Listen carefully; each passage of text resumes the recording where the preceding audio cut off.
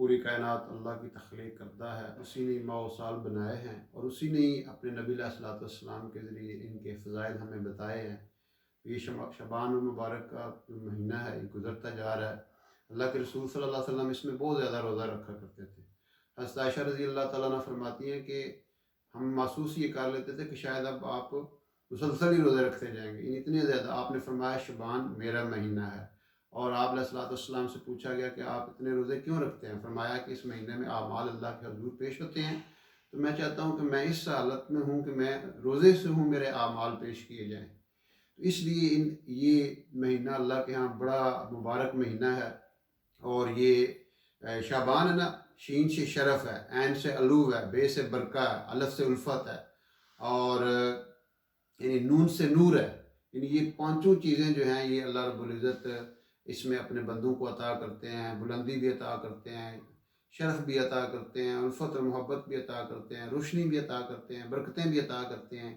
اس لیے اور پھر اللہ تعالیٰ نے چار جو ہے نا، یہ مثلاً اس میں ایک بڑی انٹرسٹنگ معلومات ہیں آپ کے لیے کہ اللہ تعالیٰ نے چار فرشتوں میں سے جو بڑے فرشتے ہیں، جبرائیل علیہ السلام، اسرافیل علیہ السلام، میکائیل علیہ السلام، اسرافیل علیہ السلام، اس میں سے جبرائیل علیہ السلام کو چنا۔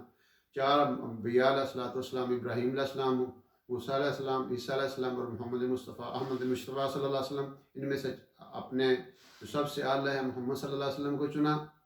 اور پھر چار صحابہ ابو بکر، عمر، عثمان اور علی، اللہ نے سب سے اعلیٰ مقام حضرت ابو بکر رضی اللہ تعالیٰ عنہ کو دیا۔ اور چار ہی جو ہے نا وہ مساجد ہیں، بیت اللہ ہے، مسجد نبوی ہے، مسجد بیت المقدس ہے، مسجد طور سینہ ہے، اس میں بیت اللہ شریف کو چنا۔ اور چار جو ایام ہیں وہ بڑے بڑے، عید الفطر ہے، عید الاضحیٰ ہے، اور 10ویں یہ جو یوم العرفہ ہے، حج کا جو دن ہوتا ہے، اور 10ویں محرم، اس میں سے اللہ رب العزت نے جو ہے وہ سب سے جو اعلیٰ دن چنا وہ یوم العرفہ حج کا دن ہے۔ اور پھر چار ہی راتیں ہیں، شب قدر ہے، اور شب برات ہے، اور شب جمعہ ہے، اور شب عید ہے۔ اس میں سے اللہ رب العزت نے شب قدر میں چنا۔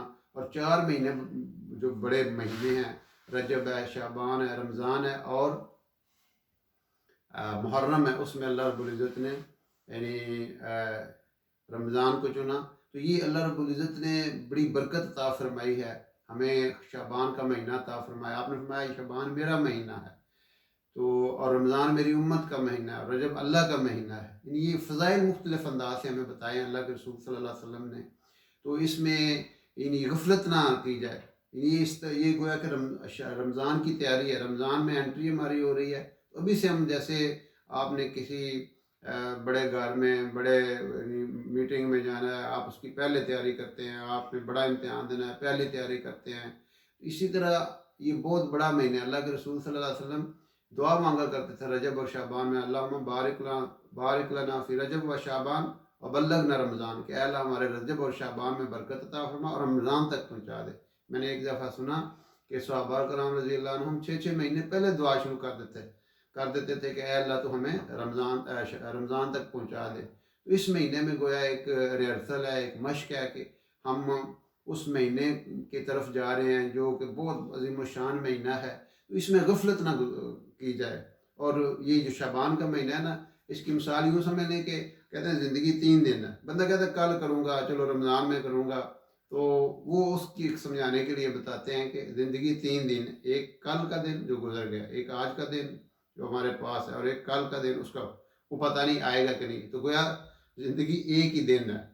تو اس میں جتنا انسان سٹرگل کر لے، ایفرٹ کر لے۔ اسی طرح رجب تو گزر گیا اور رمضان کا پتہ نہیں، ابھی ہم شعبان میں سے گزر رہے ہیں۔ تو اس میں ہم اس میں اپنے اوقات کو ضائع نہ کریں، اس میں قیمتی سے قیمتیں بنائیں، اپنے اوقات کی حفاظت کریں، اس میں اللہ کا ذکر کریں اور گناہوں سے توبہ کریں، اور اللہ کے رسول صلی اللہ علیہ وسلم پہ درود پاک کثرت سے بھیجیں۔ یہ جو مہینہ ہے یہ درود پاک کی کثرت کا مہینہ ہے۔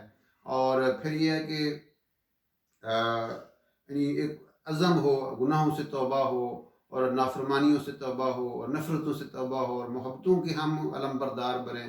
ہم امت کے اندر خلفشار اور جو ہے نا فرقہ واریت پھیلانے کا ذریعہ نہ بنے بلکہ محبتیں جو ہے نا وہ پھیلانے کا ذریعہ بنے۔ یہ اللہ اور اللہ کے رسول صلی اللہ علیہ وسلم کو پسند ہے، اور اللہ کے رسول صلی اللہ علیہ وسلم امت کو ایک امت بنا کے گئے ہیں، نفرتیں پھیلا کے نہیں گئے. آپ نے بڑی محنت سے اور بڑی مشقت سے امت بنائی ہے. اس لیے یہ شعبان کا مہینہ یعنی تقریباً 10 دن تو گزر گئے، اب باقی ہمارے پاس 20 دن ہیں. تو اس میں ہم جو ہے نا، اور امام جعفر صادق رحمۃ اللہ علیہ فرماتے ہیں، کسی سے پوچھا شعبان کے روزے کی کیا فضیلت ہے، تو آپ نے فرمایا کہ شعبان کے روزے کی فضیلت بہشت ہے، جنت ہے. یعنی گویا کہ اس کا جو بدلہ ہے اللہ جنت کی شکل میں دیں گے. اس لیے اللہ نے ہمیں یہ موقع دیا ہے، ہم اس سے بھرپور فائدہ اٹھائیں اور ابھی سے اللہ تعالیٰ سے دعائیں بھی مانگیں. اور جو ہمارے نبی علیہ السلام کی سنت ہے، روزے بھی کبھی کبھی رکھ لینے چاہیے، اور خاص طور پہ آخری دنوں میں جو 1-2 دن ہوتے ہیں شعبان کے، اس میں روزے نہیں رکھنے چاہیے کیونکہ آگے رمضان آ رہا ہوتا ہے. تو اللہ کے لیے جو بھی عمل انسان کر لیتا ہے وہی اس کے کام آئے گا. اللہ رب العزت ہمیں اس کی سمجھ دے.